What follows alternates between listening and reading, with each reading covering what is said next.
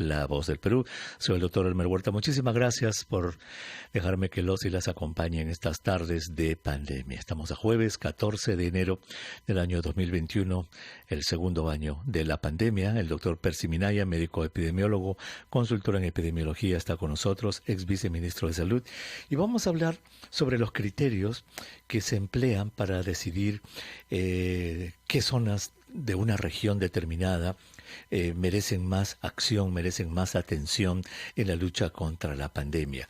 Y esto a raíz de que el día de ayer, cuando se dio la conferencia de prensa del Consejo de Ministros, del presidente Sagasti, la ministra de Salud, el ministro de Educación, la primera ministra, hablaban de que era importante dividir al Perú en regiones, y las dividieron en 3 regiones: nivel de alerta moderado, nivel de alerta alto y un nivel de alerta muy alto. Entonces dijeron que habían algunos criterios de decisión, como por ejemplo ciertos indicadores sanitarios, ciertos indicadores económicos, y vamos a conversar sobre eso. ¿Por qué es importante saber esto, señor, señora? Porque su comportamiento, el suyo, señor, señora, de ustedes, va a tener influencia en la frecuencia de estos indicadores. Empecemos definiendo primero qué cosa es un indicador epidemiológico. ¿Qué significa un indicador epidemiológico? Los indicadores epidemiológicos traducen lo que va ocurriendo en la población o, en algunos casos, en servicios de salud. Estos lo que hacen es examinan un determinado valor de algo que consideramos que es relevante para poder diagnosticar o definir una situación. En el caso de COVID, por ejemplo, nos interesa saber a todos los ciudadanos cuántas personas estamos enfermando, y si podemos saber eso todos los días, vamos a tener una idea de cómo progresa la enfermedad. En un análogo del número de personas que se enferman, otra es la que se infecta, vamos a tener también las personas que se hospitalizan o las que llegan a UCI. Por eso es que en la discusión que vamos teniendo a lo largo de los días, muchas veces los comentaristas, los expertos reiteran acerca de cómo estamos teniendo el número de casos creciente, cómo están ocupándose las camas de hospitalización y las de UCI. Entonces, un indicador lo que hace es examina, pone su foco de atención en un entorno determinado, que puede ser un hospital, una provincia, una región o el país, para poder determinar cómo se están comportando estos valores en la población. Muy bien. Y así entonces, según esos indicadores se hace el diagnóstico y luego se toman obviamente las acciones.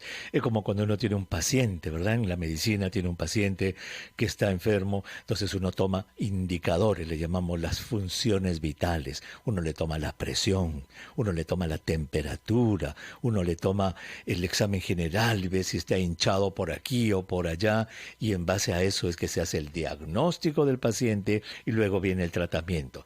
Entonces es algo parecido. Nuestros ciudadanos han aprendido ahora a tomar la saturación del oxígeno, por ejemplo. Correcto. Es un indicador de cómo estamos en nuestra función ventilatoria, la oxigenación, ¿verdad? Correcto, qué interesante. Muy bien. Entonces, ya definido lo que es un indicador epidemiológico, ¿verdad? Como aquella característica de la pandemia frecuente en cierta región geográfica, ya entonces viene cuáles consideramos que son más valiosos. Por ejemplo, ayer en la reunión que dio el presidente Percy, hablaban de los siguientes indicadores sanitarios epidemiológicos. 3. 1, el RT efectivo. El otro, la positividad de las pruebas PCR o pruebas moleculares. Y el otro, la tasa de mortalidad por cada 100.000 habitantes. A ver, veamos para nuestros oyentes uno por uno. ¿Qué cosa significa el RT efectivo? Es el número de reproducción, es decir, es el número de personas que una persona que ya enfermó puede contagiar a otro. Estos pueden ser de su entorno familiar, laboral o social en general. Lo calculamos sobre la base, en los estudios, sobre la base del número de contactos que tenemos y las personas que van contagiándose. Entonces, como son muchas personas, como somos varias familias, varias personas que podemos infectarnos, y enfermar, no es solamente el resultado de que yo contagio a uno, hay otra persona que puede contagiar a 7, hay otro que está contagiando a 12, entonces se promedia eso. Los PRT por eso tienen un promedio nacional, pero son diferentes para cada momento de la epidemia y en cada región. En este momento, por ejemplo, si calculamos sobre la base de los casos sospechosos, los confirmados, el RT está llegando a 1.9 más o menos en este mismo momento, con datos que inclusive son publicados por el Open COVID, que es una buena iniciativa de la sociedad civil. Muy bien, acá es importante. Entonces, todo lo que pasa de 1 en este RT significa que hay contagio positivo, contagio. Si el RT está menos de 1, ¿significa que la epidemia está controlada? Significa que está reduciendo el contagio menor. El control. Así, y que tiende al control. Pero el RT puede ir variando. Por ejemplo, si nosotros, y pongamos un ejemplo concreto, en la entrevista anterior conversábamos contigo acerca de las prevalencias que se habían hallado en los distintos lugares. Y decíamos que en Lima habían distritos que tenían 55% de prevalencia y otros que tenían 12%. Cuando hablemos del RT, vamos a ver que en los lugares donde tenemos más enfermedad, más infección, donde la gente ya se contagió, probablemente el RT vaya a comenzar a disminuir. En cambio, en los lugares donde tenemos menos, por ejemplo, decíamos La Molina, estábamos hablando de Miraflores, que tenían apenas un 12% de infección y enfermedad pasada, tenemos más posibilidades de que ese RT crezca rápidamente. Pasa lo mismo entre las ciudades y el medio rural. Entonces, tener un RT, este número que nos indica cuánto se está contagiando la enfermedad de encima de 1, 1.5, 1.8, 1.9, 2, 3, significa que la epidemia está fuera de control y que se están produciendo muchos contagios. Muchos contagios, efectivamente. Y el RT no es estático, sube y baja, dependiendo de justamente las acciones de control que tengamos y cuán bueno sea nuestro mecanismo de evitar que las personas se contagien. Y ahí es donde entra lo que le decía a nuestros oyentes hace un rato al iniciar la conversación, que nuestra acción individual, nuestro comportamiento individual va a determinar este RT, que a su vez va a ser observado por las autoridades de salud pública para tomar las medidas de cerrar o no cerrar una región. Efectivamente. Y es justamente sobre la base de la observación del RT que, por ejemplo, nosotros podemos ver que en Ucayali, por ejemplo, o en Loreto, al inicio teníamos RTs muy elevados, casi de 4.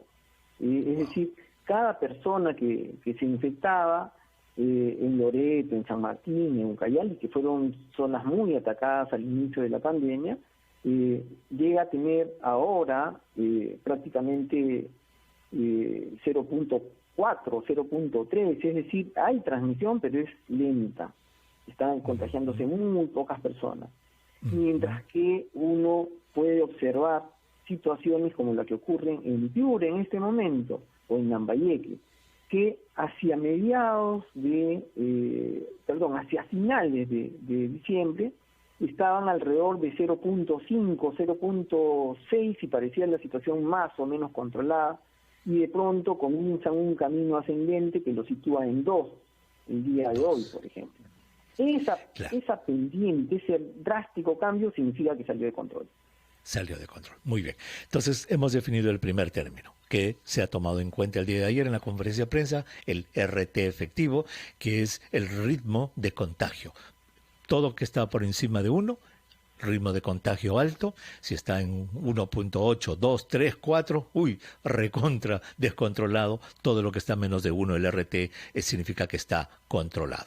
Pero si vamos a tomar una pausa, cuando regresemos vamos a ver el otro indicador que se ha tomado en cuenta, que es el porcentaje de pruebas moleculares positivas. Regresamos. Coronavirus a través de RPP Noticias, la voz del Perú. Soy el doctor Elmer Huerta. Muchísimas gracias por dejarme que los y las acompañe en estas tardes de pandemia.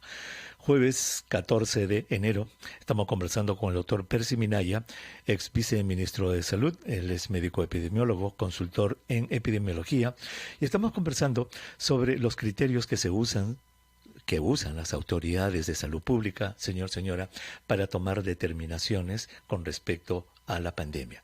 En ese sentido, ayer escuchábamos en la conferencia de prensa que dio el presidente y sus ministros, en el que dijeron, en base a 3 elementos, estamos dividiendo al Perú en zonas que son zonas de alto nivel de alerta moderado, nivel de alerta alto y nivel de alerta muy alto. Entonces, estos indicadores los estamos repasando uno a uno porque estos indicadores, señora, como nos dijo el doctor Minaya, son medidas que uno hace en zonas geográficas.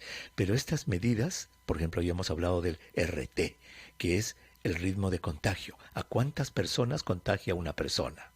Si contagia a más de 1, 2, 3, 4 personas, ese número es mayor de 1, el RT.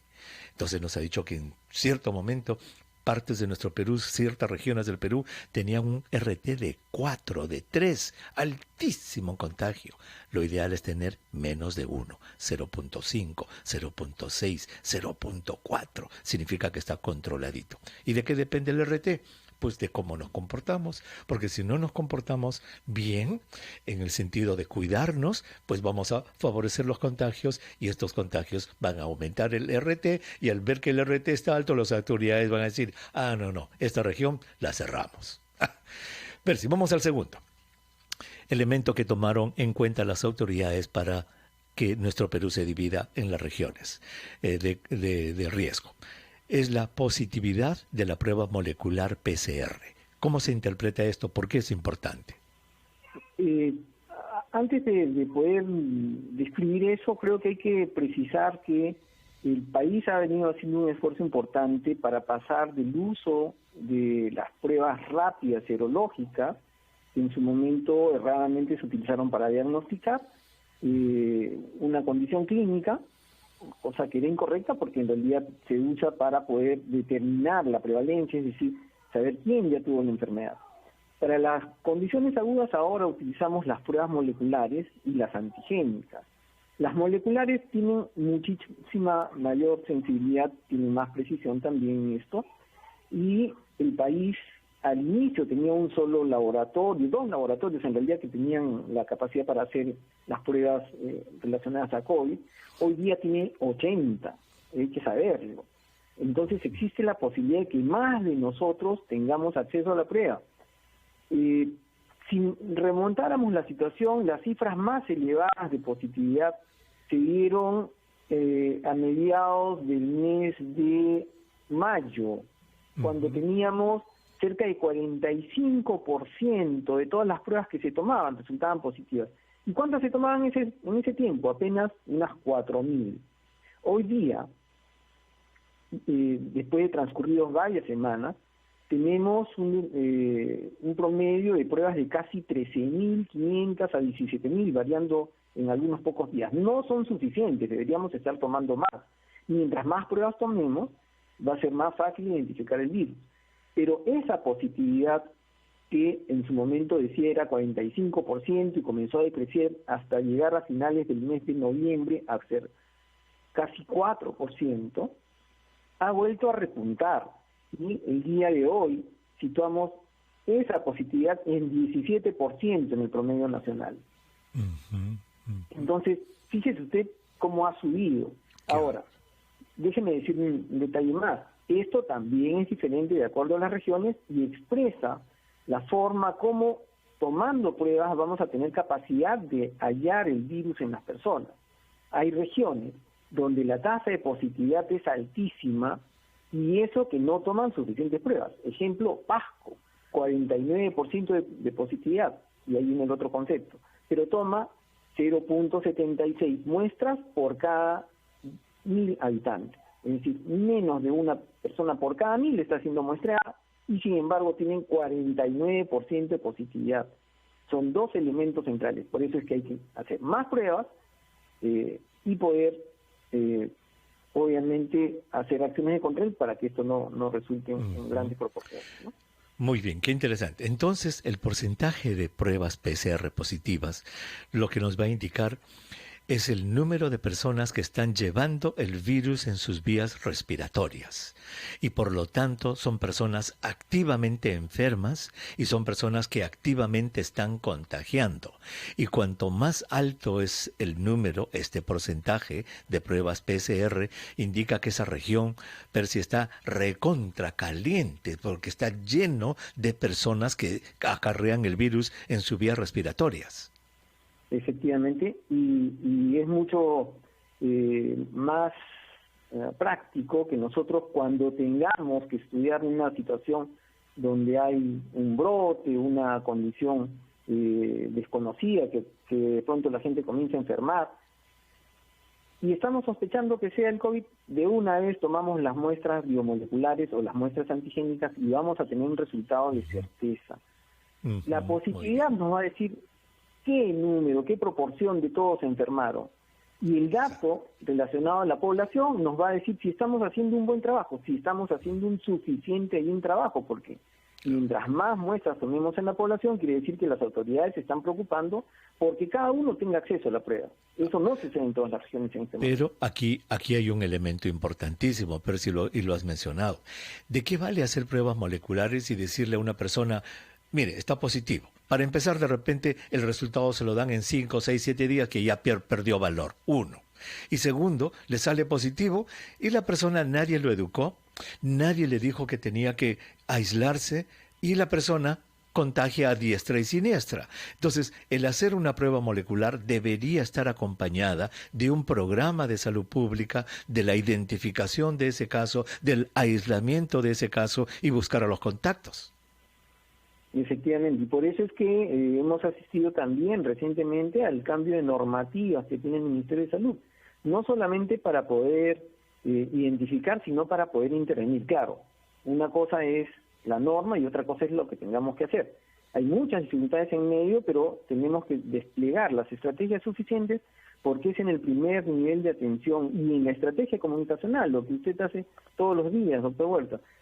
Comunicar apropiadamente, porque la gente tiene que saber que si, primero prevenir, segundo, que si tienes un síntoma, tómate la prueba y procede apropiadamente. Si sales positivo, si eres sospechoso, aíslate.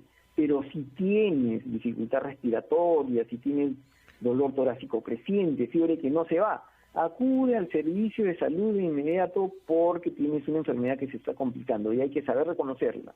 Si hacemos eso a tiempo, podríamos reducir el impacto sobre la mortalidad y los casos severos. Muy bien. Entonces ya hemos desarrollado 2 términos. El RT, que es a cuántas personas contagia una persona, cuán activa, cuán prendida está la cosa, y el porcentaje de pruebas moleculares PCR positivas que nos indican cuántos individuos están activamente enfermos en una región. Obviamente, si tenemos un alto porcentaje de PCR y un alto número de esta RT de contagios, vamos a tener zonas calientes. Cuando regresemos vamos a ver la tercera, Percy, el tercer indicador, que es la tasa de mortalidad por 100,000 habitantes. ¿Por qué? Elmer Huerta, muchísimas gracias por estar con nosotros y permitirme que los y las acompañen estas tardes de pandemia. Con conocimiento científico, con un poco de música, con un poco de poesía. Esa es la radio. La radio es compañía. Gracias por estar con nosotros.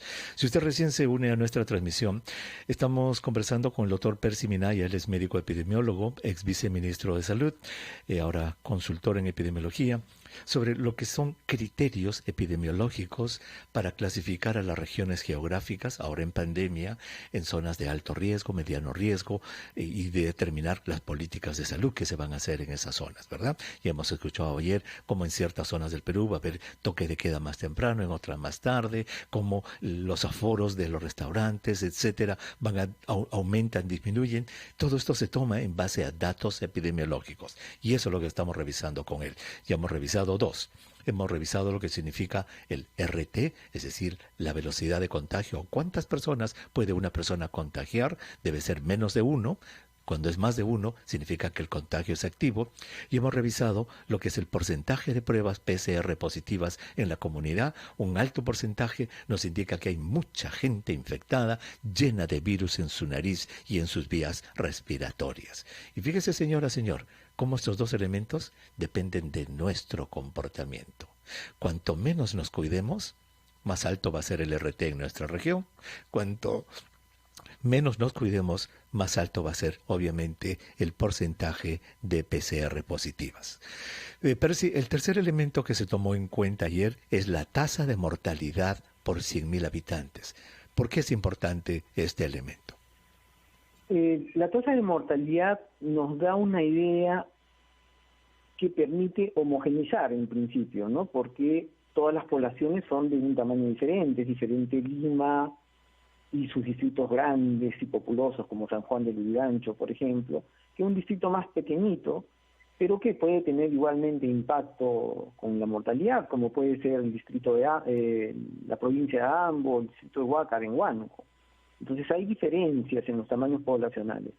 Cuando uno escucha hablar del número de muertes, puede no tener una idea muy clara de qué está ocurriendo si no expresa este dato en una cifra común, constante, que le permita a uno calcular qué es lo que está ocurriendo. Comparar. Es más fácil cuando uno se enfrenta al dato en el Perú, porque el Perú es uno solo, lo integra de una manera similar y la población, bueno, cambia, pero se mantiene más o menos estable a lo largo del tiempo, ¿no? Si tuviéramos que expresar los datos para el Perú, ¿cuál es la situación de alarma? Es que en este año 2020, que cerramos en época de pandemia, registramos por el SINADES 211.880 fallecidos. Todavía no vamos a hablar de cuántos son debidos a COVID o cuántos se sospecha que podrían haber sido COVID, pero fueron 211.880 fallecidos según el registro del SINADES. Y ese mismo dato para el Perú del 2018, digamos 2 años antes, para más o menos tener una idea de cómo era el comportamiento normal, era con cifras cambiadas, 112.814. Wow. Es decir, casi se duplicó el número de fallecidos en el Perú en ese tiempo. Entonces vamos a poder decir, más o menos el Perú ha tenido entre 28 y 30 millones de habitantes, y fíjese cómo nos ha impactado. Pero eso es porque el Perú tenemos una idea clara de cuántos habitantes tiene y el número de muertes es significativo. Pero cuando el distrito o la provincia es más pequeña, nos cuesta mucho más poder entender cómo es que impacta la mortalidad. Claro, entonces, no es lo mismo tener... Estamos la expresión por mil. Claro, no es lo mismo tener, por ejemplo, 100 fallecimientos en un pueblo que tiene 100.000 habitantes que tener esos mismos 100 muertos en una ciudad que tiene 2 millones. Efectivamente. Entonces, para poder comparar, porque es el mismo número, dice, sí, pero en los dos hay 100. Sí, pues, señor, pero 100 es en un pueblo que tiene 100.000 habitantes y el otro 100 es en un pueblo que tiene 2 millones. Entonces, hay que corregirlo, como se dice, por 100.000 para poder comparar, y así nos damos cuenta de que los 100 fallecimientos en el pueblo de 100.000 habitantes es mucho menos o mucho más que en el de 2 millones, probablemente mucho más, está corregido ya.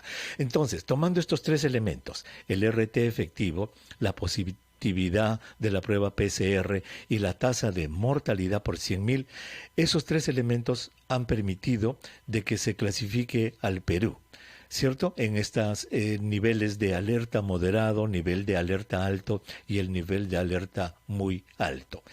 Llama la atención, por ejemplo, algunos dicen, ¿y por qué no se incluyen en esos parámetros, en estos números, el número de casos positivos totales? Y una de las razones por la que es difícil de que podamos asumir con casos simplemente es por lo que se había expresado, es decir, la epidemia ya actuó, ya tenemos 1 año de pandemia en el mundo, 9 meses en el Perú, ya hay un número de infectados, entonces va a variar a lo largo del tiempo, esa es la primera condición. La segunda es que la velocidad y la expresión del hallazgo de casos va a depender mucho de lo que hagamos nosotros para tomar muestras, identificar casos, entonces podemos no tener una idea muy clara si no estamos tomando muestras suficientes. Y la tercera es obviamente la distribución de la ciudad o del pueblo. Si es disperso, esto va a ser más lento; si es muy hacinado, va a ser más rápido. Entonces podemos tener confusión con eso. Ya. ¿Y por qué no se toman en cuenta, dirán otros, el número de hospitalizados y el número de personas en las UCI? Lo tomamos en cuenta de una manera relativa, y esto, por ejemplo, es el pan de cada día. Todo el mundo sabe que estamos casi colapsados en el sistema de unidades de cuidados intensivos, pero el número de camas UCI no crece. Entonces, sigue siendo alrededor de 1.650, y podemos tener gente esperando, estar muy complicada y estar esperando las camas UCI, y ese número no va a pasar de tener una saturación en el nivel del 100%.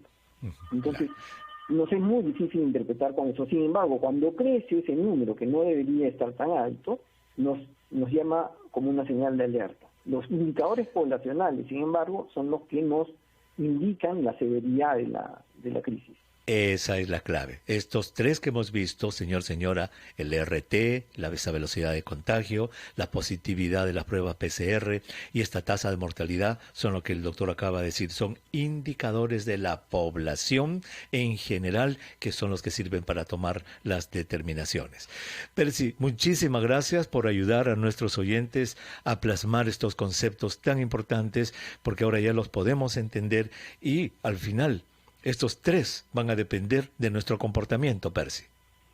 Quiero robarte un minuto. Sí, un minutito, por favor, si te quede justo un minuto nos queda.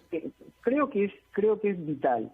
Nosotros hemos tomado decisiones sobre estos aspectos, pero cuando uno revisa los datos, ve, y eso es un punto que hay que enfatizar en el gobierno, hemos tomado decisiones, hace falta sobre Apurímac y sobre Pasco, que están creciendo vertiginosamente. Deberíamos tomar acciones tal vez de confinamiento total allí. Pero si hagamos una cosita, te propongo, porque lo que estás diciendo es sumamente importante. ¿Podrías quedarte un segmento más con nosotros? Sí, claro. Muy bien. Vamos a través de RPP Noticias, La Voz del Perú. Soy el doctor Elmer Huerta. Gracias por su sintonía. Muchísimas gracias por estar con nosotros. Estamos conversando con el doctor Percy Minaya. Él es ex viceministro de Salud. Él es médico especialista en epidemiología. Y estamos conversando acerca de los que se llaman indicadores epidemiológicos. Los hemos desarrollado durante el programa. Hemos hablado del famoso número RT, que significa cuántas personas puede contagiar una persona. Todo RT, el número RT, cuando es más de uno en una región, indica que el contagio es activo. Se están produciendo muchos contagios. El RT debe ser menor de 0 para decir que la epidemia se está controlando. Luego hemos examinado lo que se llama el porcentaje de pruebas PCR positivas, que nos indican cuánta gente en una región tiene el virus en sus vías respiratorias. Cuanto más alto este porcentaje, indica que más gente infectada está caminando por las calles.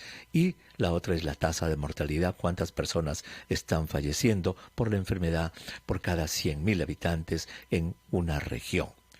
Yo había concluido diciendo que todo esto indicaba que el comportamiento de la persona es importante para determinar estos tres números: el RT, el porcentaje de casos positivos en la comunidad, la mortalidad, etcétera. Y el doctor Minaya nos dijo: tengo algo muy importante que hacer. Tuvimos que tomar la pausa. Percy, por favor, desarrolla la idea que ibas a expresar. Sí, nosotros hemos visto las medidas que ha dispuesto el gobierno, y hay que precisar que la decisión es apropiada. El Perú no es homogéneo, hay que tomar medidas de acuerdo a la situación en cada lugar. Eso en realidad debió hacerse hace mucho tiempo, pero en este caso los datos que nosotros tenemos muestran a que los lugares que han sido considerados como de alerta muy alta son Ancash, Ica, Junín, Lambayeque, Piura, Tacna y Lima región. Esto en realidad son determinadas ciudades. Pero una cosa que es preocupante en este mismo momento es cómo Pasco y cómo Apurímac crecen rápidamente, tanto en tasa de positividad, en saturación de sus hospitales, en los niveles de mortalidad y en las tasas de incidencia acumuladas ajustadas por edad, lo que implica es que en esos lugares el crecimiento va a sobrepasar los niveles que hemos estado viendo en otros lugares y la situación puede ser muy crítica.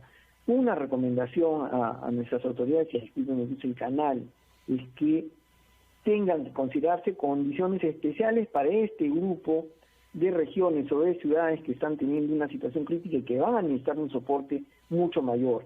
Ni Apurímac ni Pasco tienen el mejor de los sistemas, son lugares que sabemos que no tienen el sistema de salud desarrollado, que han sido abandonados por muchos años, que no tienen la inversión suficiente tampoco sanitaria y sus niveles de pobreza son elevados también.